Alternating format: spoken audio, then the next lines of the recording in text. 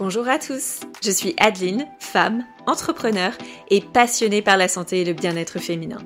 Ma philosophie, le savoir, c'est le pouvoir. Et quoi de plus puissant que de connaître son propre corps, comprendre son fonctionnement et maîtriser les réflexes préventifs à adopter pour véritablement prendre le contrôle de sa santé et de son bien-être en tant que femme. C'est au travers de discussions franches avec d'autres femmes, amis, proches ou encore collègues, mais également avec des professionnels de santé que j'ai pensé pourquoi ne pas partager ces situations, ces découvertes et autres pépites de la vraie vie avec vous toutes et tous. Bienvenue sur Naviguer sa féminité, le podcast où nous allons partager connaissances, informations et expériences pour que nous puissions toutes prendre le contrôle de notre santé et de notre bien-être tout au long de nos vies de femmes.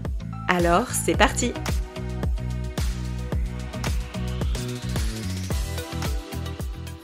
Aujourd'hui, nous allons parler d'un sujet souvent tabou, mais qui concerne de nombreuses femmes, la vaginite. En effet, on évalue que 75% des femmes connaîtront une candidose vaginale au cours de leur existence.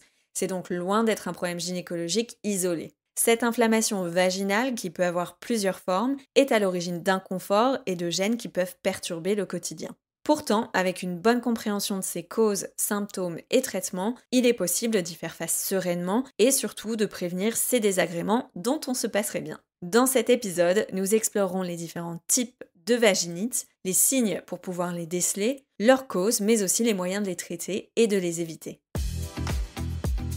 Intéressons-nous d'abord aux différents types de vaginite. La vaginite est un terme générique qui désigne une inflammation du vagin qui va toucher à la fois le vagin et la vulve, mais toutes les vaginites ne se ressemblent pas. Parmi les formes les plus courantes, on retrouve la vaginose bactérienne qui résulte d'un déséquilibre de la flore vaginale où certaines bactéries prolifèrent de manière excessive. Les symptômes peuvent inclure des pertes grisâtres, avec une odeur intense, souvent décrite comme s'apparentant à une odeur de poisson. Dans certains cas, elle peut aussi être asymptomatique.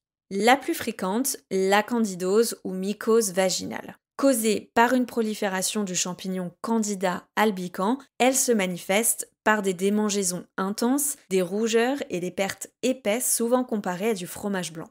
On continue avec la trichomonase, une infection sexuellement transmissible due à un parasite. Elle provoque des pertes verdâtres ou jaunâtres, souvent accompagnées d'une odeur désagréable et d'une irritation. Et enfin, les vaginites irritatives ou allergiques, qui, elles, sont dues à une réaction à des produits chimiques, comme certains savons, déodorants intimes ou produits menstruels par exemple. Elles causent des démangeaisons et des irritations sans modification notable des pertes. Chaque type de vaginite a des caractéristiques spécifiques, mais elles partagent souvent des symptômes communs, comme des irritations, des pertes inhabituelles ou encore une sensation générale d'inconfort. Maintenant qu'on a clarifié les types de vaginite, intéressons-nous à leur origine.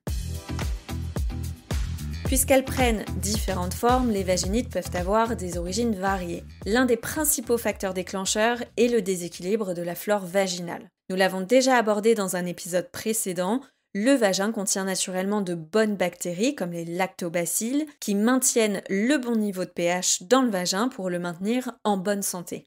Une modification de cet équilibre, causée par exemple par des douches vaginales ou encore l'utilisation de produits irritants ou d'antibiotiques, peut typiquement provoquer une vaginite. Les changements hormonaux peuvent également avoir une influence. Pendant la ménopause, la grossesse ou l'allaitement, la diminution des œstrogènes peut rendre les muqueuses vaginales plus sensibles et plus sujettes aux irritations. Le stress et la fatigue ne doivent pas être sous-estimés non plus, car en affaiblissant le système immunitaire, ils augmentent le risque d'infection vaginale. Porter des vêtements trop serrés ou en matière synthétique peut aussi les favoriser en augmentant le niveau d'humidité qui va créer un environnement propice aux infections. Enfin, certaines IST comme la trichomonase peuvent déclencher des vaginites inflammatoires. Maintenant qu'on a clarifié les causes, quels sont les traitements et les moyens de prévention à mettre en place ? Dans un premier temps, pour traiter une vaginite, il va falloir en identifier la cause précise. Concernant la vaginose bactérienne, elle se traite souvent par antibiotiques sous forme de comprimés ou de gels locaux. Les candidoses ou mycoses se traitent, elles, à l'aide d'antifongiques disponibles sous forme de crème, d'ovules ou de comprimés.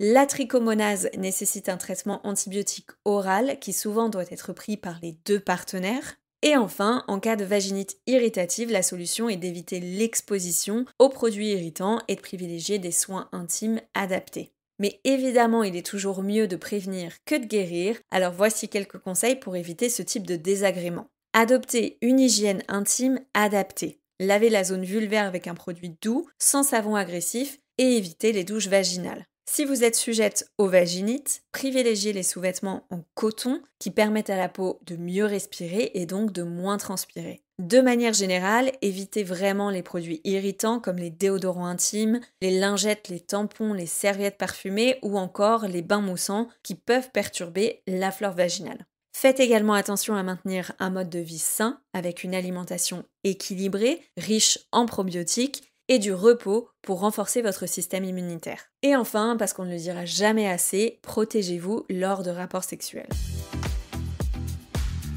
La vaginite est un problème courant, mais elle ne doit pas être une fatalité. Bien qu'elle soit plus fréquente chez les femmes en âge de procréer, les petites filles et les femmes ménopausées ne sont pas épargnées. En comprenant ces différentes formes, ses causes et en adoptant les bonnes habitudes, il est possible de prendre soin de sa santé intime. Même si le sujet peut paraître délicat à aborder, car intime, rappelez-vous de toujours consulter un professionnel de santé au moindre doute. Bien que les vaginites n'entraînent habituellement pas de complications, il est important d'assurer un suivi médical adapté, en particulier pour les petites filles et les femmes enceintes. Les vaginites bactériennes pouvant entraîner des infections importantes et des accouchements prématurés dans certains cas.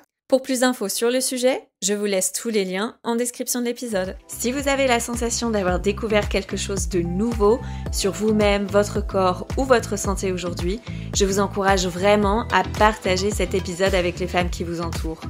Votre expérience et vos réflexions pourraient faire toute la différence dans la vie de quelqu'un d'autre. Pensez à vous abonner pour ne pas passer à côté du prochain épisode. Et si vous avez envie de donner un coup de boost à ce podcast, n'hésitez pas à nous laisser 5 étoiles. À très vite!